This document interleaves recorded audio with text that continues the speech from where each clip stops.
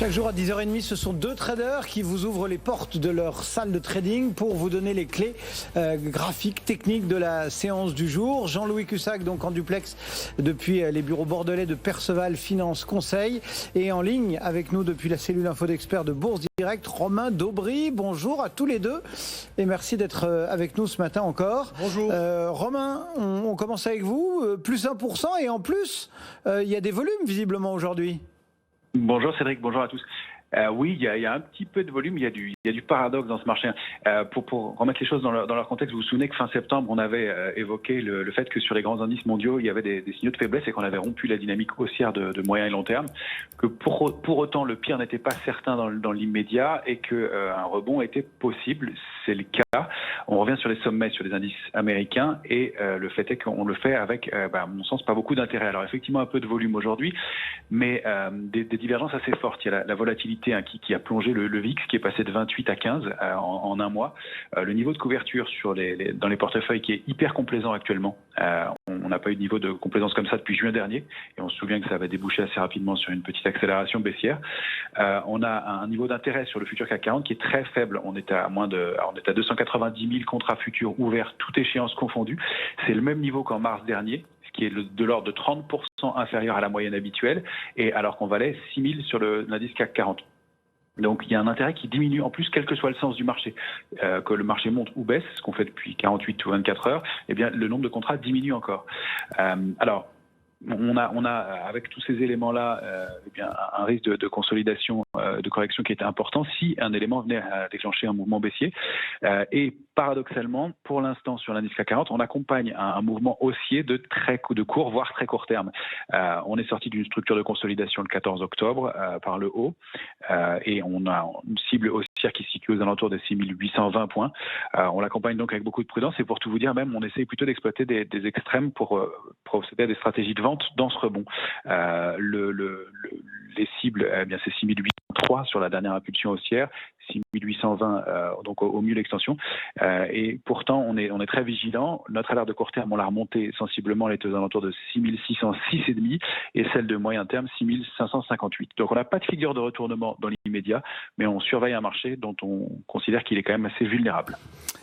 Point de vue défendu par Romain Daubry depuis la cellule info d'experts de Bourse Direct. Jean-Louis Cussac, comment percevez-vous les choses? Vous faisiez un petit peu la moue en m'entendant dire qu'il y avait un peu plus de volume, je me trompe?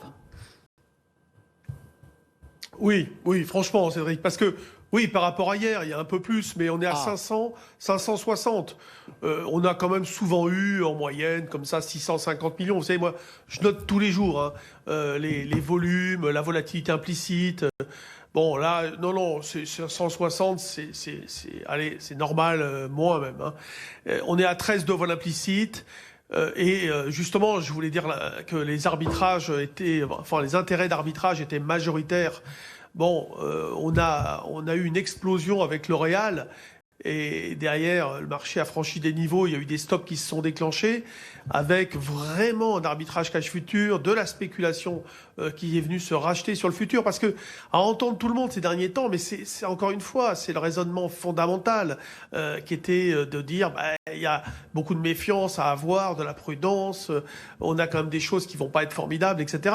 N'empêche que le marché, lui, il est sous pression technique, le fait que il y a beaucoup de vendeurs à découvert, enfin pas trop, mais il y en a, et surtout il y a des gestions qui sont pas suffisamment investies. Donc dès qu'il y a des intérêts qui se manifestent d'une manière entre guillemets évidente à acheter peut-être du L'Oréal parce qu'elle avait du retard, à acheter d'autres choses comme ça, ça paye tout de suite, quoi. Donc on décale le prix d'une manière incroyable. Donc j'ai envie de dire, et ça va se rapprocher de ce qu'a dit Romain, conviction zéro. On a des côtés rassurants, mais conviction globale zéro. Et cette conviction globale zéro, vous le voyez sur le DAX. Le DAX a explosé en même temps que le CAC, mais il est revenu au point de départ. Il est revenu au point de départ, il y a zéro intérêt sur le DAX, par exemple. Donc, regardez L'Oréal. Elle gagne 6,5 à peu près. Elle a un poids de 6,2. Ça fait un impact de 0,4. C'est-à-dire plus 0,4 du CAC 40, c'est déjà considérable sur les 1% de hausse. LVMH gagne 2,2, elle a un impact de 0,24, elle pèse plus de 11%. 0,24, vous additionnez déjà 0,4 et 0,24, ça fait 0,64. Donc, vous rajoutez à cela un petit peu les Schneider, etc. Sanofi et les bancaires qui montent un peu. Et voilà, on arrive au CAC 40 sur 3-4 valeurs.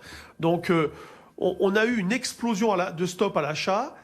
Le mouvement a duré quelques secondes. Pensez bien que quand ça dure quelques secondes, ce ne sont pas des gérants qui, d'un coup, achètent brutalement les actions. Oui, bien sûr. Non, ils achètent des futurs.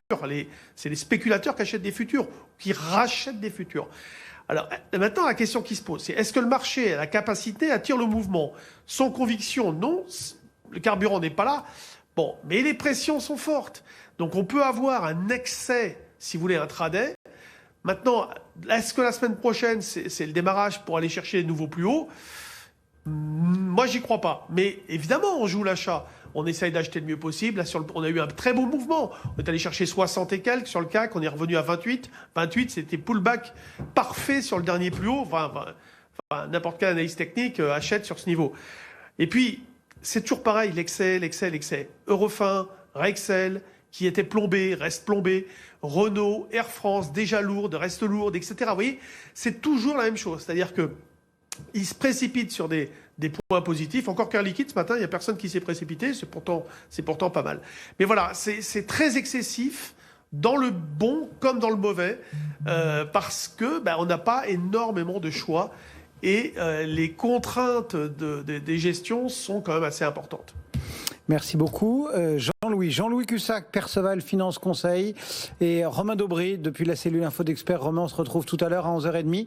Le rendez-vous est pris. Le CAC 40 donc en progression d'un 14%, 6000.